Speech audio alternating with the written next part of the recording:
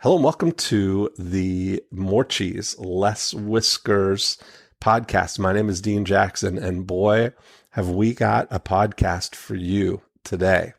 I'm talking with Noah and Aaron, who run a company that helps franchisors and franchisees with their local digital marketing. And it started out the conversation that way, but these guys are phenomenal. I love the approach that they have. They just have so much thought into the things that they're doing. And of course, it's my favorite thing, hatching evil schemes and franchising, syndication. It's the ultimate level of syndication is a franchise. And this conversation went by so fast, but I think that there are so many great lessons in this, especially if you're in a business that helps other businesses succeed. So I think I'm just going to let you get right to it, and I'll see you on the other side. Noah Rosenfarb. Dean Jackson. I'm here with my partner, Aaron Lee. Hello, Aaron. Hi, Dean. How are you? I'm good. Very well, very well. I'll tell you what. It's Friday morning. I have all my evil scheme hatching accoutrement. This is my favorite day of the week. I get to hatch evil schemes all day, and particularly I'm excited because I read what you guys are up to. And two of my favorite things, hatching evil schemes and franchising. Look at that.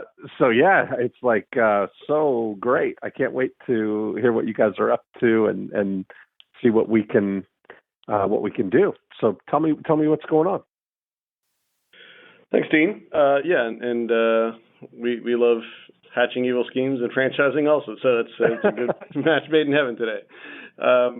So I've had this business about 16 years. About 3.5 years ago, I did an acquisition that was a real light bulb for me in realizing that I was in the wrong business and pivoting into something that was truly scalable.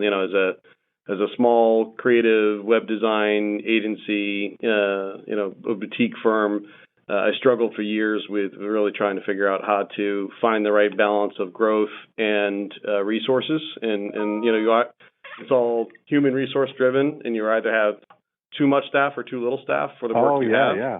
Mm-hmm. And the revenue and the marketing and sales model is all it's oftentimes very referral driven, and so there's very little predictability and forecasting outside. I never really had more than 90 to 120 days of visibility, knowing, what cash flow was going to look like next quarter. Right. Yep. And so I was really tired of that after 14 years and decided, really needed to shift our model into something that would help be a more profitable business model. And so we did an acquisition, and it was we had been doing work in the franchise space, and really what we boiled down to and realized is that there's a fundamental issue in franchise marketing, and that's that the franchise brands are built on brand equity and brand value.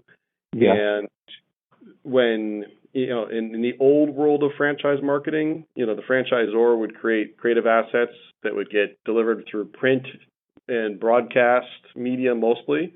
Mm-hmm. And now that the world has moved in sort of a digital first mentality, the controls that a franchisor has over how that brand is delivered at the local level is very difficult to control. And so when you hand the keys to the kingdom off to the local franchisee, who's, recognizably not a digital marketing expert, that's not why they bought a franchise. Yeah. Often it gets very diluted very quickly. And the franchisee feels sort of like, okay, well, I bought a franchise, so I'd have a standardized playbook, but you're not really telling me how to do digital marketing. You're telling me how to, run the store very well and how to train my employees, but I still am left up to my own devices on that. And so we saw this opportunity to offer a managed service and sort of sit in between those two agendas, the franchisor's agenda and the franchisee's agenda, and help them manage their local marketing for them so that they would stay on brand, stay compliant, and not have to be a digital marketing expert. They could just focus on running the store and let the leads, respond to the leads that we're, delivering for them. And so we spent the last 3 years basically building the systems, the processes, the team to be very, very focused on that concept. And in my role, Dean, this is Noah. I came in as an investor last year to help us basically shed the business that didn't fit with that model and invest in the system so that we could grow quickly. So we rebranded as Illuma Agency. The agency's won, the Inc. 5000 fastest growing company the last 3 years. We're one of the best places to work in South Florida, fastest growing company in South Florida. So we're really positioned now to double our business in 2018. And we think we have the systems to attract the right people to help us. And also we've got the offer to get the right clients. And I think the really what we could use your help and expertise in is how we could take the target market that we've identified for the new customers we want to attract and take a look at how we're going to compel them, how we're going to educate them, and test our offer with you. I love it. So you guys, this is like you're singing all my songs. I love it. I've been listening to your stuff for 5 years. I'm one of your raving fans. I send a quarterly newsletter out. I'm always trying to promote your stuff.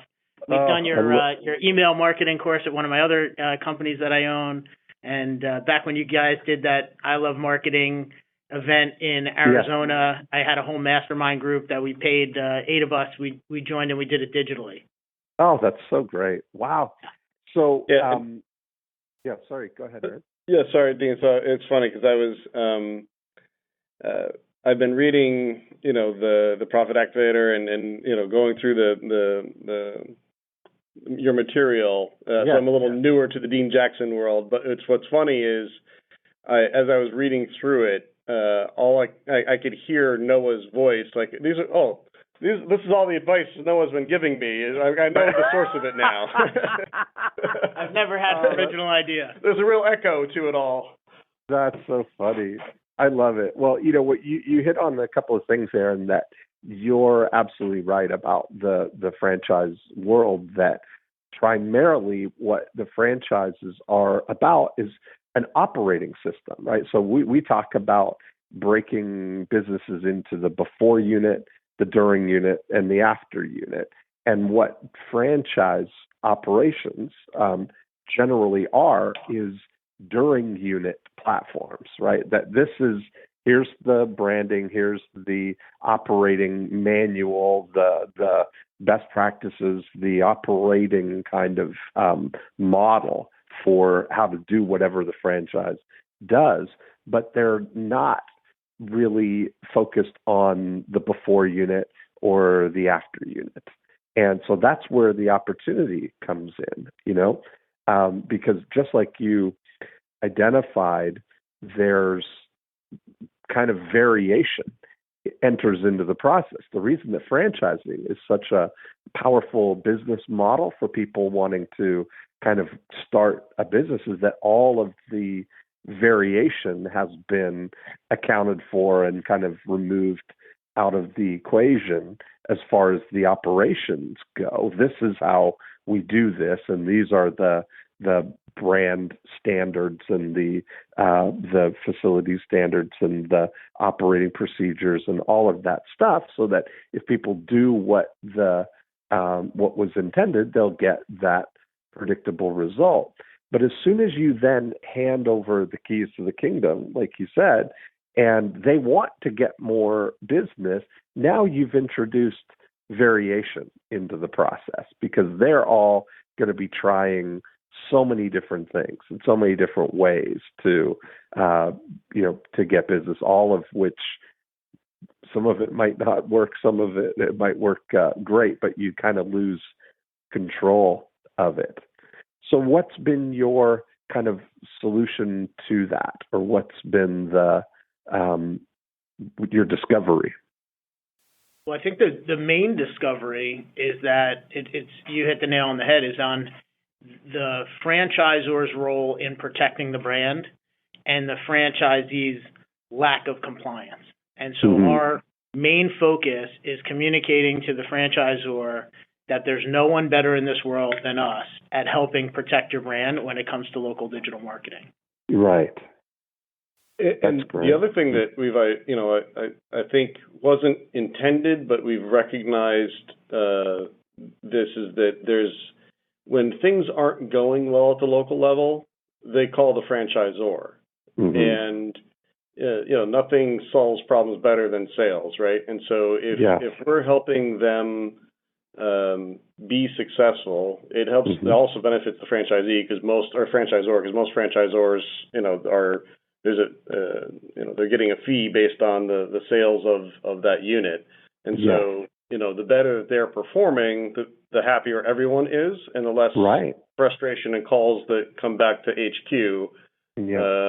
And so if we can eliminate frustrations from the system and friction from the system, that's one of the outcomes that we're seeing by approaching this system wide. I love it. And so what's your focus right now? Where do you think that you need the help or have the biggest opportunity here? I think the compelling part for us is the hardest to define. So maybe it would be helpful if I shared with you, the single target market that we wanted to talk about today. Perfect. And then kind of walk you through what we think our second, third, and fourth profit activators are. Okay, that's so great. Love it. So the target market for us is really, really clear. I think we're a 10 there because we're only focused on the CEOs and CMOs of franchisors in the service business that ideally have 100 to 250 locations. We've worked with, as small as 25 and up to about 5,000, but we find that to get started, that 100 to 250 is really our sweet spot. And the reason why is because by that time, they really know their brand, they really know who their franchisee is, and they also know who their customer is. And one of the requirements for us is that customer has to have a pretty high lifetime value. It's got to be about $1,000 or more for us to be able to use our systems and processes at a cost-effective way. So it can't be a Subway franchise or a food franchise. It's got to be someone that they're either selling somebody something that's $100 a month, like in fitness or massage or hair care, education. Education. So there's a lot of markets where they're selling them something that has a high lifetime value, and then we can find those people on LinkedIn or through other service providers or from lists. So I think we've got our target market. The question really becomes, what do we want to say to them when we connect? And, obviously I love your idea of guides. I think, it becomes a way to communicate with people on an ongoing basis. So we talked about maybe creating the 2018 guide to AI and technology for franchise CMOs, where we could bring them kind of the latest cutting edge, what's going on in the industry. But that might be a little too broad for us. We've also thought about what mistakes franchisors make when presenting local digital marketing to their franchisees. We've thought about how to build your local digital marketing playbook. We've thought about, 7 marketing strategies used by the fastest growing brands, or how the best CMOs protect their brands, something in that genre as a way to use that as the lead magnet. But we're really you're on the right. You're on the right track with that thinking, but the compelling nature of it is what would get them to raise their hand? So a lot of those things. The first one that you mentioned, AI, and what was the first guide that you mentioned? The guide to AI and technology for franchise CMOs. Yeah, which is really just a kind of thing, right? It's about something. It's not a benefit oriented thing. It's not. I always look at these things when we're going into Profit Activator 2 here, which is all about compelling people to raise their hand. The good news is that you've got visible prospects, right? You're not dealing with invisible prospects. Like finding somebody who wants to buy a franchise is an invisible prospect because you don't know who's thinking about that right now. But someone who owns a franchise a franchisor, and especially at that level, at the 100 to 250 level, they're on the radar, right? You know who they are. You can get right to the individual, the CEO, the CMO. So you've got the opportunity to kind of narrow yourself. You mentioned, or I saw in one of the emails that Lillian sent me, you mentioned you've got 100 of, I think I saw that you have 100 of them identified. We serviced, we have about 100 target market contacts that fit our profile. Right. So these are the ones that would be your dream clients. These are the ones that you would like to start with. Okay, correct. Perfect. Yeah, so we know who they are, and now it's a question of, we have a great offer for them, and it's kind of, what do we do, because we don't want to walk up and ask them to marry us. Right. So our offer is that what we could do for them is we'll do a local brand audit. We'll go out, they'll give us their brand standards guide, and then we'll pick 10 locations of theirs, and we'll go out and check to see if they're meeting their brand standards. We'll look at their social accounts, their reputation management, their lead capture, their local search, their emails, and we'll go back and deliver them a free report that says, hey, look, just out of this small sample, here's what we see as areas of improvement for compliance. Gotcha. So that's kind of, that's certainly, that might get somebody's attention. But let's bookend you've got your target audience here. The way I like to start this before unit conversation is to bookend your crystal clarity on who your audience is with Profit Activator 5. What's the dream come true result that you're going to be able to create for somebody, right? Rather than think it through linearly, let's jump and see what's the end result that you can do for somebody. If you could just, wave a magic wand and, get into a relationship with them, what would you do? It's great that you bring that up, Dean, because that was, Noah and I were talking about this ahead of time, and that was the thing that kind of stuck out to me, that if you solve that problem, it sort of lifts all of the other profit activators forward. Right. And, one of the things that I was also going to add to the, target market list of why we like that number of units, the 100 to 250, is that at that point, the executive team at the franchisor has started to experience the pains that we solve. Right. So they're already starting to deal with things going off the rails at the brand level, and they're, franchisees who aren't following the rules and are, diluting the brand, and they're frustrated. They're trying to grow their franchise, unit sales. And the bottom 20% becomes a noisy enough group that it can turn into a mob. So you start to have some urgency around that, right? Yeah. Right. So I think, we have spent most of our time up till now focusing on how do we drive dream results for the franchisees. Yeah. And I would say we're at a 9-10 right there. We're right on that brink of, we have the systems and processes. We just want to make sure that we're consistently delivering dream results. There's still some variability. What we haven't spent time doing is translating that. What is the dream result for the franchisor, who is ultimately the gatekeeper? If we get into the franchisor as an approved agency partner, then selling through to the franchisees becomes a very natural. We have a process for that, and we can follow that. Yep.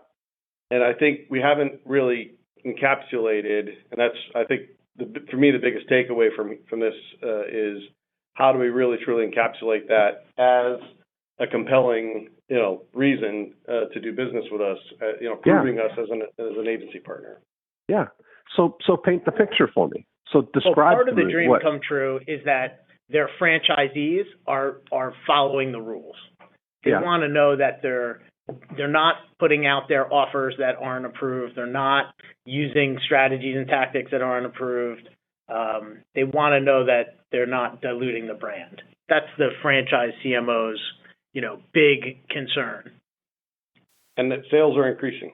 I was going to say that would be erased in a lot of ways with the sales increasing, right? Because I think that the franchisees would be less likely to go off book if the actual things that they're doing were creating a result, right? So maybe it's where there's no direction or really clear profitable way for them to do it, that they start experimenting and going off book with their own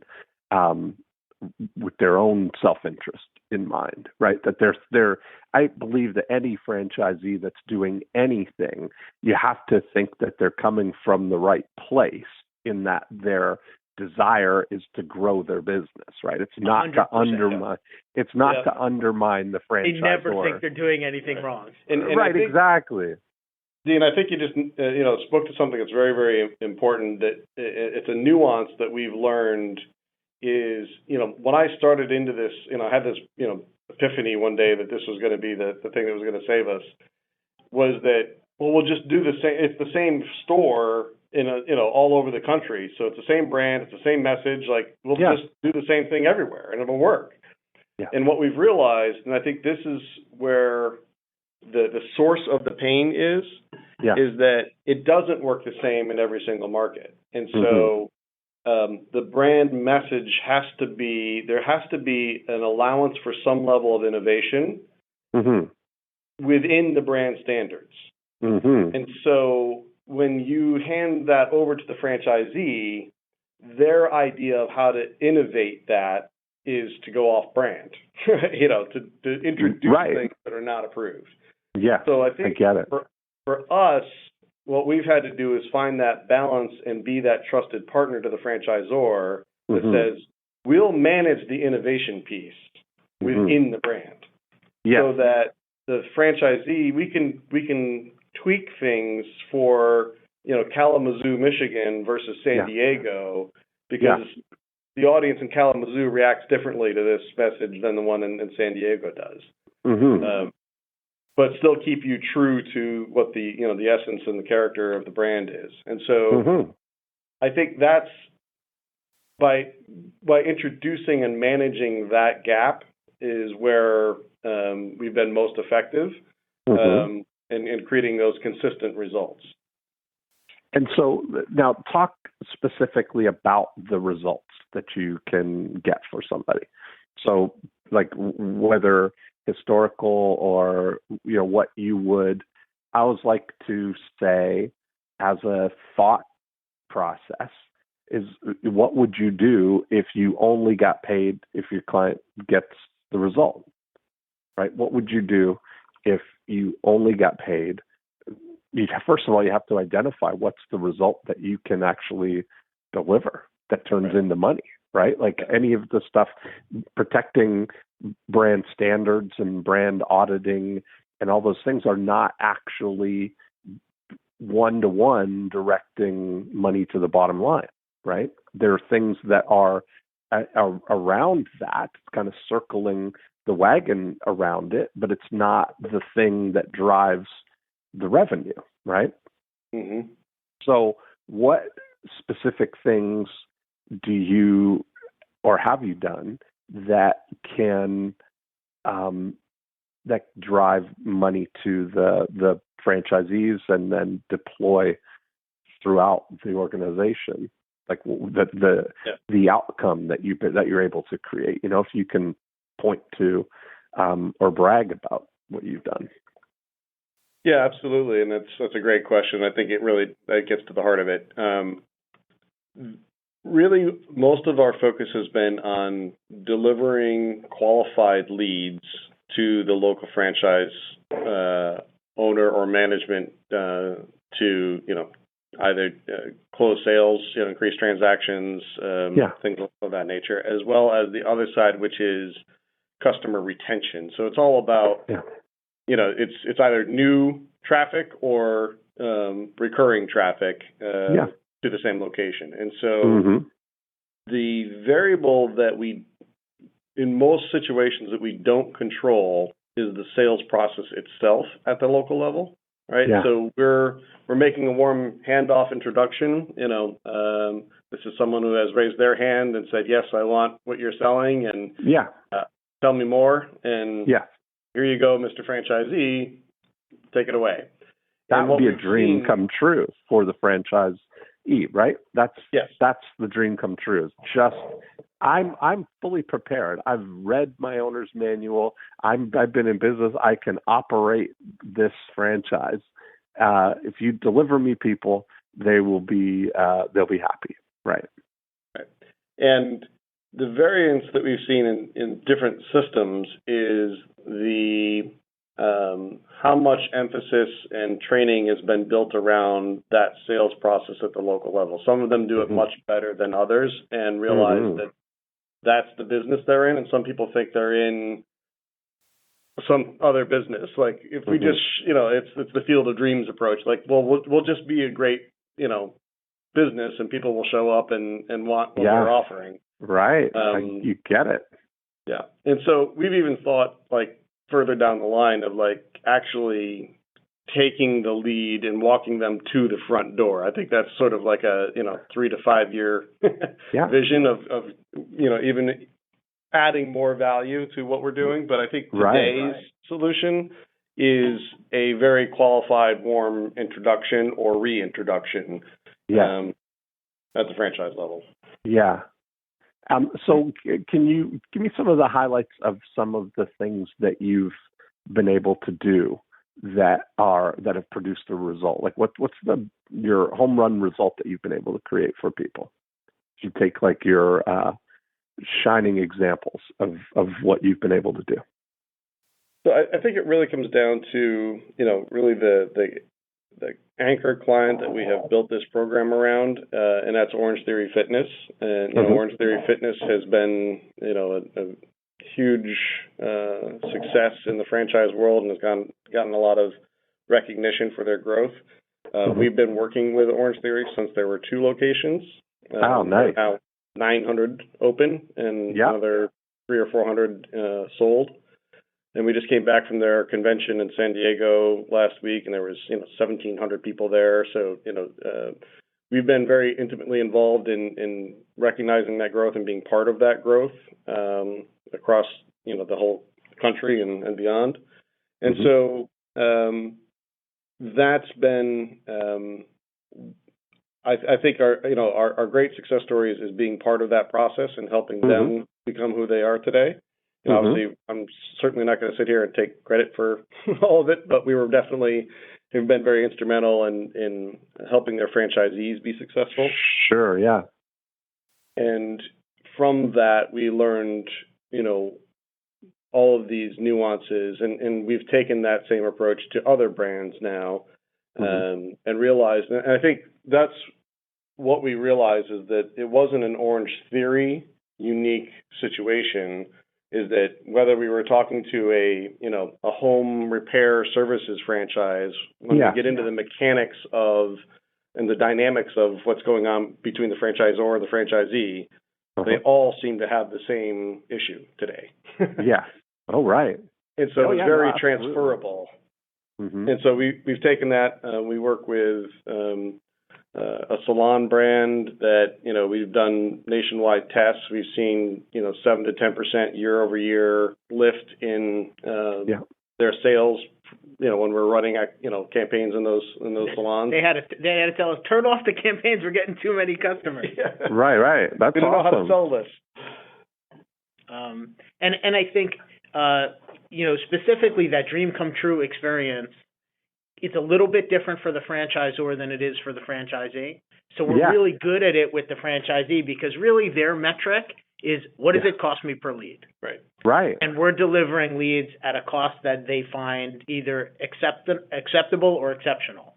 But when it comes to the franchisor, the dream come true for them is obviously, yes, please service my franchisees in the same way and get them good, high quality leads at a low price, which we could do expertly. But the second part that the franchisor is focused on that the franchisee isn't is around the brand assets and developing the brand story and making sure the brand narrative is conveyed in social media and through the advertising programs, and it's hitting the market in a way that's consistent. And would you guys say, oh, sorry, Aaron, go ahead. So one quick thing, and I think this is, it kind of gets to the point of why we're on the call today, right? So me being a brand guy for almost 30 years now, my inclination is to not follow your process. Right.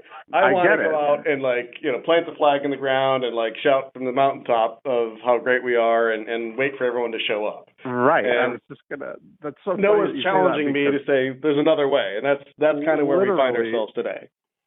It's so funny that you said that, because the question I was about to ask you, just as you started to say that, was, do you consider yourselves more of a brand agency or a direct response agency? And that's it's kind of an interesting thing. You just answered it, because I'm hearing in the sort of answers that you're giving, it's really the brand is the central thing that we've been talking about more than, when Noah said the franchisee, their interest is leads at an affordable cost. That's really the first conversation we'd had about leads and about that part of it. So it's interesting, Aaron, that you brought that up, because that's kind of where the predictability comes in, Yep. Driven from that, while the brand is kind of really helping along the way. Now, the interesting thing about an operation at 100 to 250 is that you've got a really great opportunity to kind of deploy once you figure out. I've used a phrase that I look at as creating a scale-ready algorithm, and that when I look at that, I'm looking for something that can work repeatedly, right? Like the whole thing, taking franchise prototype thinking and applying it to the individual unit with an eye on creating something that can be deployed to all of the franchisees. We kind of had this, word that we used at the beginning when Aaron and I were brainstorming, a local digital marketing playbook. That if we could develop that for the franchisor, because they're all missing that.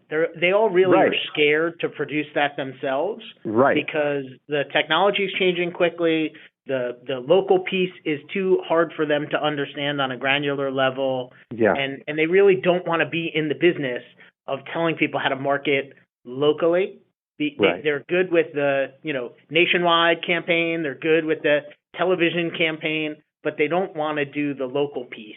Right. So it all as a happens. result, they're kind of ignoring it. Yeah, it all happens locally, though. That's the thing, right? Like if the franchisee, they're only concerned about local. Exactly. Right? That's the whole thing. That's what the national part is what attracted them, to join that movement in a way, right? Which is, I would call, you would still say at 100 to 250, those are emerging franchises, right? Correct. That they're on their way. But you do hit that ceiling of complexity at that level, where it becomes now kind of almost like base camp, 2 in a way, where you've got now enough of a infrastructure that at that level you've got a C-suite and you've got some, everybody's in the right positions, kind of thing. One of the things that has really been helpful is helping understand the metrics that drive those things. And I don't know whether you take a really metric-based approach to it. And when I say metric, I mean like results-based metrics of the more along the line of what Noah was describing, where you're cost per lead and the conversion process, and creating that before unit machine for a franchisee. And the good news is that you've got that granular opportunity to test small in one unit, once you figure something out, to then be able to test it in smaller, a small group of them, and know what happens. And part of that is really thinking through, how can we create it? Like, what would be a dream come true for the franchisee is, just like you said, if people are walking in the door ready to do whatever the business does, right? Not that they're handed the recipe book or the things. The real dream come true would be that they can set it and forget it, that they put the money in the top, and out comes the new clients, Right. Yeah. I think for me, what I believe we can attain and achieve is a model where, what's a lead worth to you? Yes. How many do you want? Yes. Right? That's exactly right. Versus, what we've done is we've simplified it to the process where we say, okay, well, our service fee is a flat fee. It's, whatever maybe it's $1,000 a month plus whatever money you want to spend on ads. We don't charge more or less for ads. It's just, that's what it is. Yeah. But ultimately, if I could translate that into knowing that XYZ Fitness Center or, ABC's hair salon, to them, they know a customer is worth $100, and I can sell them a lead for $25, and they know if it only ends up costing us $5 to produce the lead, that's an even better business model to be in. The challenge is that each franchise is a bit different. So there's a process that we'd have. I can't say for everybody it's going to be $25 a lead. Each brand has a different number. Oh, absolutely. Yeah. And that's part of the thing of understanding what that number is, like understanding the metric that gets those. Like, if you look at it, that cost of acquisition is the driving metric for every franchise operator, for every business, really, right? The before unit ultimately comes down to, what's my cost of acquisition, right? And is that a number that I would cheerfully pay, knowing what I know about what that one new client is going to turn into, right? When I look at the model that we have, is what's going to happen to them when they go through the during unit? What's the kind of initial value of doing whatever we do with them? And then in the after unit, what's the lifetime value of these? We had an interesting opportunity the other day. A potential client came to us and said, I will pay you to generate 200 people walking into my door wanting to buy my product. How much will that cost? That's great. And we're still not in a position to know exactly until we test, because one of the things we found, which is really it's frustrating and surprising, is that the same brand, we might be able to generate leads at one location for $2 and another location at $120. Right. And so, we know when we look at the swath of them, the median might be at 20 or 22 or 25. Right. And the average might be around there also. But we've got this huge bell curve. Yes. And the good news for the franchisor and for the franchisee is we've invested in a portal that they could visit, where they can see all of the data, they could see all of the ads, they could see all of the ad spend. They could basically get down to whatever level of detail they want to check our homework. And we show them everything we've been doing that benefits them and what it ends up costing them for a lead. That's awesome. So, and part of this thing when you're creating those is to set a baseline, like knowing that when you duplicate anything 100 times, if you say deploy it to 100 franchisees, you're going to immediately get variation in the result, right? And so to understand what's the best way to drive variation out of the process, to establish a baseline that's acceptable, because if it depends on the franchisee doing something extraordinary, there's going to be a challenge with that, right? Because it requires them to actually do something. If you can get to a point where, just like you described, that franchisee coming to you saying we want 200 people, that's what they're all looking for, right? At the end of the day, you hit it on the head. They want people walking in the door wanting to buy, and they'd like to tell us how much they're willing to pay for it, and they want us to accept the risk. Right. That's the dream come true experience for them. Right. It really is, isn't it? And so the thing is that, and we look at that and we realize that the dream scenario for you, if you take it on that way, for them to come to you and say, if you can do this for this one 200, get me 200 for this one, I'll introduce you to the franchisor, and there's 1,000 more people just like me, or 200 people just like me, right? That's really that's where the dream comes in, Yeah.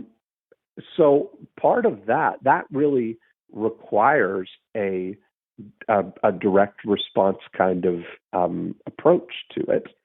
One of the interesting things that can, help with the process is to get the franchisees to think outside of an expense model for their advertising and think in terms of a capital investment model, right? Like where their lead generation, planting their orange grove, right? Yes, that's exactly right.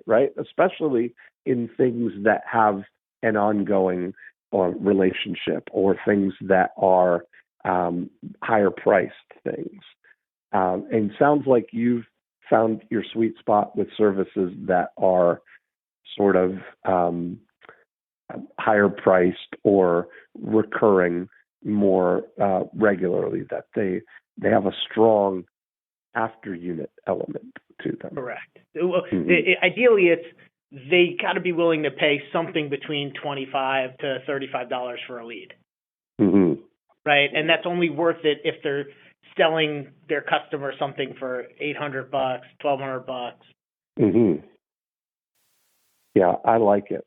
So the only thing I don't want to lose sight of, Dean, is that we never go direct to a franchisee to do their marketing. We always go first to the franchisor because we want their support, permission, and access. Yes. So first we need to sell the franchisor that they want us involved with their franchisees, in spite of the fact that we could go direct to the franchisee. Many of them aren't precluded from doing business with us directly. That's just not the way we want to do business. No, I get it. There's such an investment up front to figure out how to make it work for one, that the sort of it works better when the franchisor makes the investment to help us build the model, and then tailor it to all the different ones, right? So we're coming in with the brand assets in hand. We understand the brand, and that we're not trying to go around the brand. No, exactly. We're helping enhance it. Yes, that's absolutely right. Part of it might help to have some sort of advanced work on knowing kind of the category that you're talking about, like looking for to be able to have some sense that you will be able to do that. The great thing about the local marketing is that you can really test in isolation, especially digitally and online.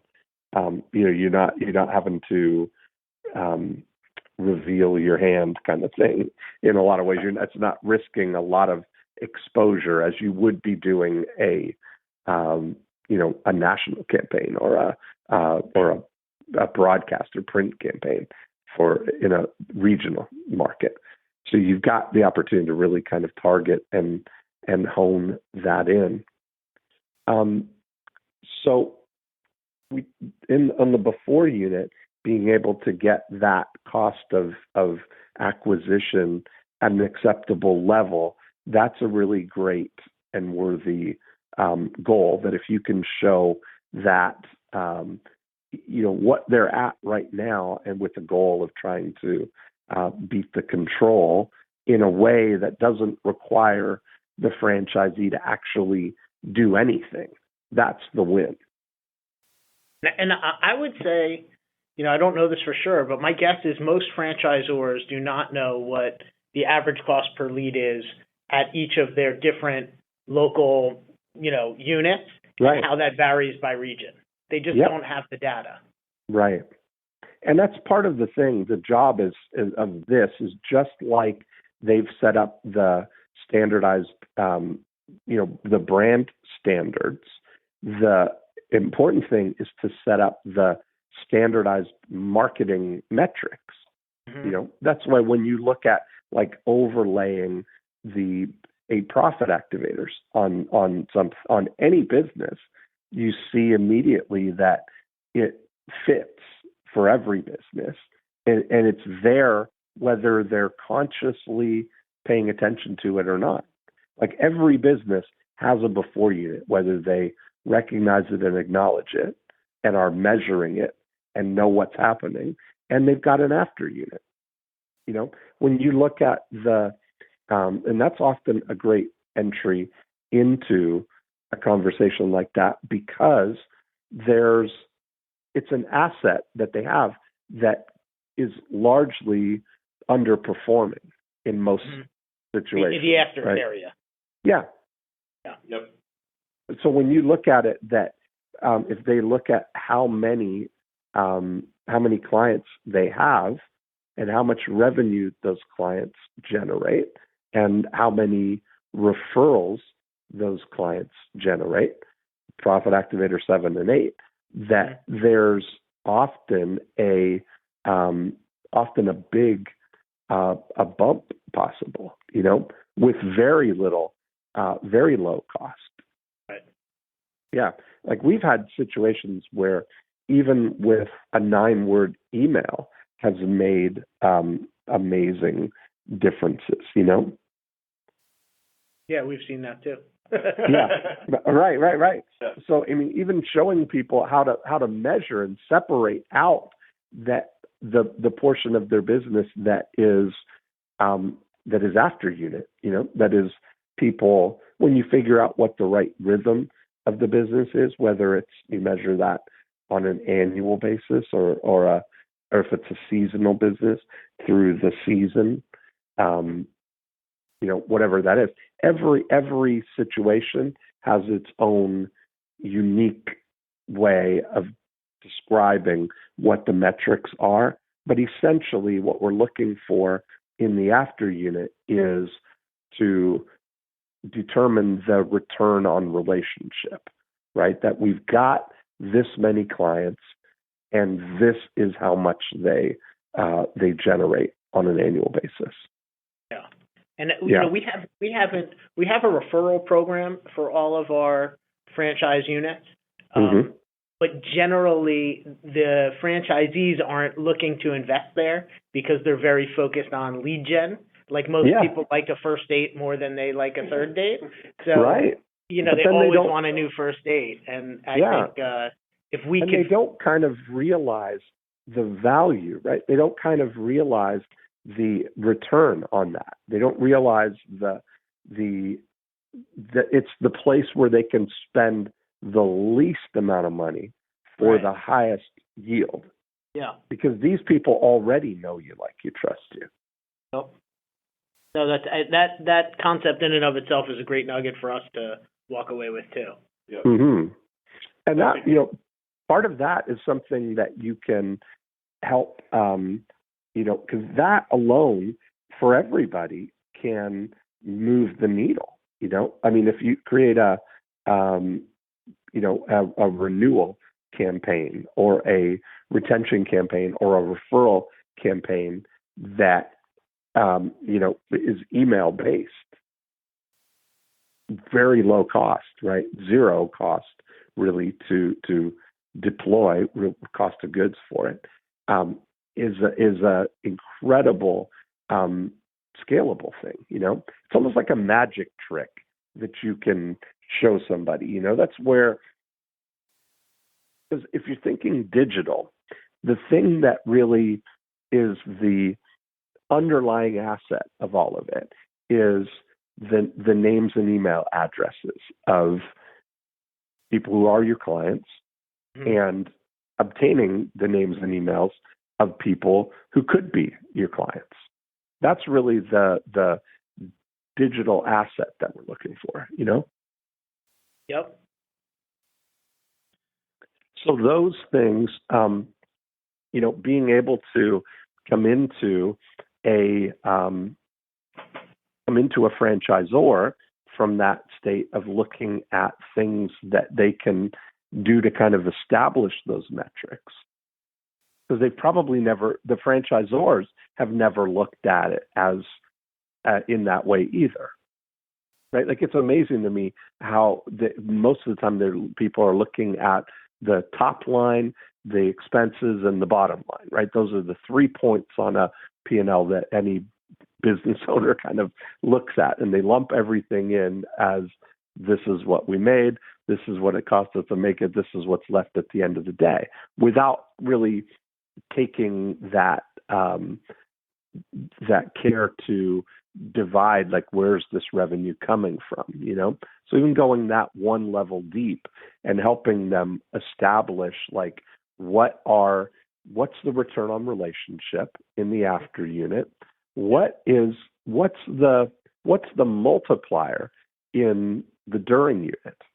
Like, if you just take the top layer swath of this, is the things that can fuel and fund the before unit new acquisition. It's almost like, I talk about it like, if I was a golf coach and you were hiring me to help you improve your golf game, your golf score, the first thing that I would do is focus on your 5-foot putts, right? And get you to be a better putter from 5 feet in. So you don't 3-putt, right? That's going to immediately improve your score going out. Then I would get you better at getting the ball from off the green into that 5-foot circle.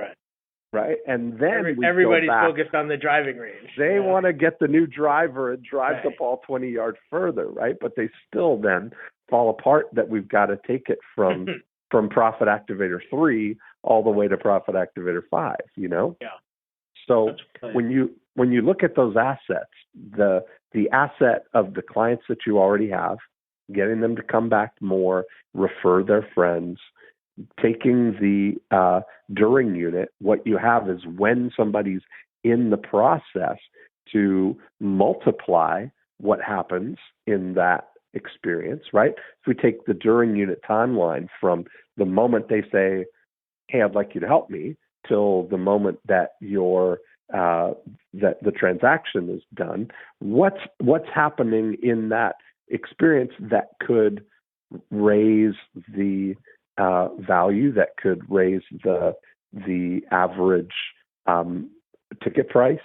All of those things are kind of easy to deploy because it's already moving. And then in the before unit, looking at the prospects that they already have, right? The unconverted prospects. If you just take what they've already had, all the people who've inquired or raised their hand at some point, and just send a 9-word email to them saying, are you still interested in whatever?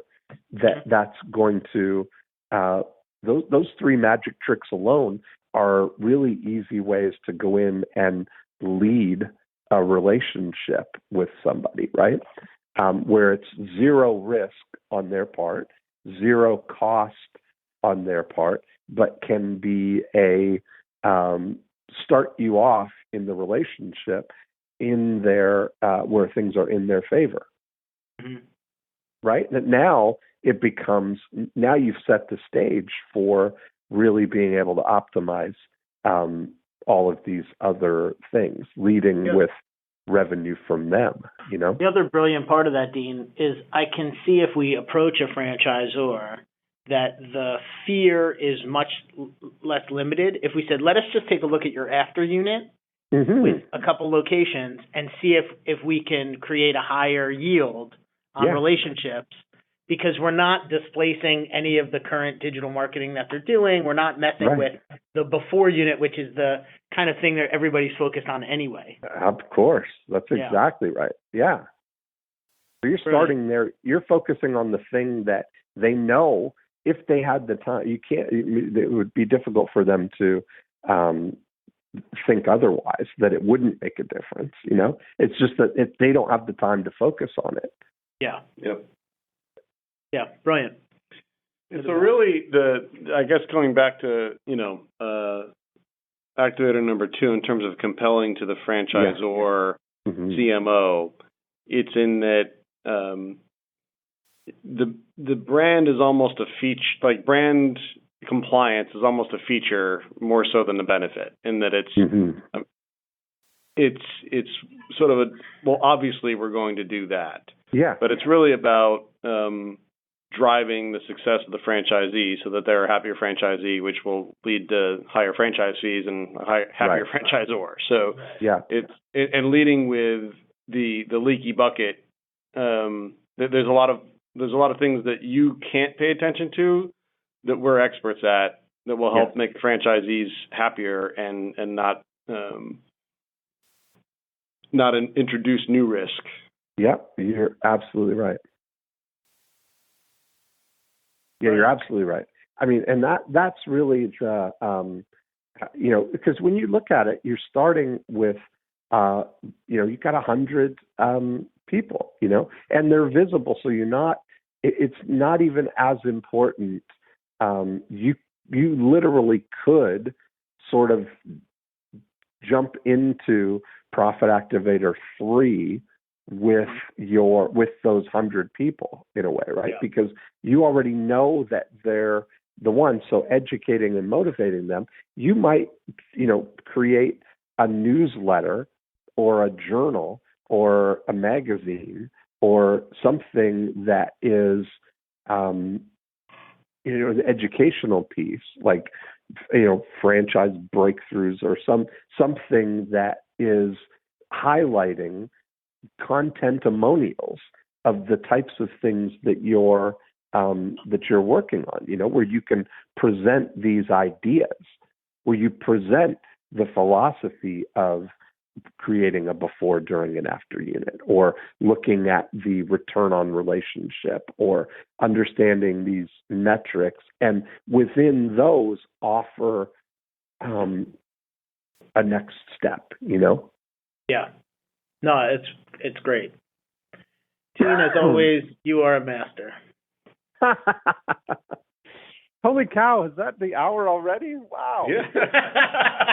We're having so much fun here, Dean. Exactly. I'm like, wow, that's something. Yeah. So, all right, well, what did you hear? Let's kind of, I want to see how this has shaped the thinking.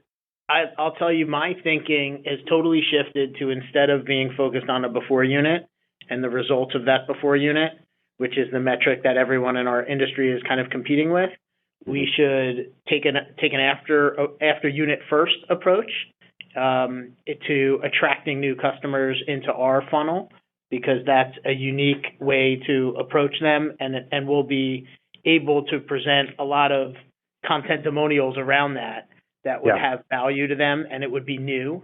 And the second thing is looking at the positioning our offer, the dream come true experience for the franchisor and the franchisee around people that are walking in the door wanting to buy at a price that's essentially fixed, and how we can move towards that as being the goal, because we know that's really what they want. Yeah, but now that comes, then you can have that conversation on the back of they already know you, like you, and trust you, because now that's an after unit conversation that in your business that you're having with them. You understand what I mean by that? Yep. That you've flip-flopped it in a way, right? You've started your before unit focused on their after unit, which nobody else is doing. And now once you're working with them on their after unit, that's your during unit. And then your after unit, nurturing a lifetime relationship with them, is getting the opportunity to focus on their before unit. Yep. You've kind of slid into that rather than competing with everybody else trying to win their before unit business. And I think so many of them, including us sometimes, lose sight of that, only 15% of the people are buying in 90 days, and 50% of them are waiting to buy later in the year. See, there's the thing. If you start talking about maximizing their after unit stuff, and then you start talking about their lead conversion process, because if they're doing a lot of stuff, they're probably generating some number of leads, but they don't have a conversion process, especially not a long-term conversion process. And so you come in like a hero and help them, with the 9-word email, revive the dead leads that they've already given up on, and show them an ROI on that is crazy. Cool. Aaron, and how about Aaron? What's your takeaway, Aaron? Yeah, I was going to say, what'd you hear, Aaron? So my takeaway, I guess, is, if we're truly a direct response focused company, that we need to act like one also. Right. Yeah.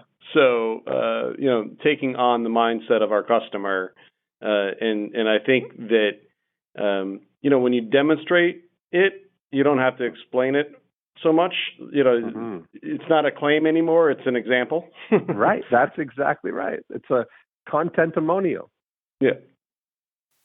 So that's in addition to what Noah said. I mean, that was sort of my additional takeaway is walk the walk. Yeah. Well, I'll tell you what, guys, I've really enjoyed this. Where are you guys? You're in Miami or in Miami? Okay, perfect. Well, you guys, I would love it if you would come to my Breakthrough Blueprint event in Orlando in December. I'd love to spend 3 days with you guys going over all this stuff, because that would be, I think your business is as suited for it as any business, I could imagine. It's perfect. And you guys are so far down the road on it. It's great. Great. We'd love that. Thanks, Dean. Dean, you're off. Okay, guys. Thanks, man. We'll talk to you soon. Bye-bye. Bye. Bye. Wow. So you could tell I had a lot of fun with that episode. It's really nice to see guys that have such an incredible opportunity. The model that they're using is so perfectly suited to the 8 profit activators. And I think the line of thought that we had around starting with the after unit, having that conversation with, any business, if you're doing a business to business, sort of arrangement, focusing on the things that there's less competition, that are going to have an immediate upside, that are going to get you into a relationship with a business owner and show what you're able to do. And then from that platform of trust, then move into talking about their before unit. This literally is one of my favorite episodes. So I think you're going to re-listen to this, and there's a lot of lessons that you can apply to your situation. So that's it for this week. If you want to continue the conversation, you can go to morecheeselesswhiskers.com and download a copy of the More Cheese, Less Whiskers book. You can be a guest on the show by clicking on the Be a Guest link. And I'd love to have you on and hatch some evil schemes with you. I mentioned to Noah and Aaron that we do Breakthrough Blueprint events in Orlando, where we get to spend 3 days going deep in applying the 8 profit activators and building a blueprint for your business. Small group, 10 to 12 people, 3 days completely focused on having these kinds of conversations. And the 3 days go just as fast as this podcast went. It's my favorite way of interacting with people. If you'd love to come to that, send me an email, dean@deanjackson.com, and put Orlando in the subject line, and we'll get you all the details. Okay, have a great week, and we will talk to you next time. Bye-bye.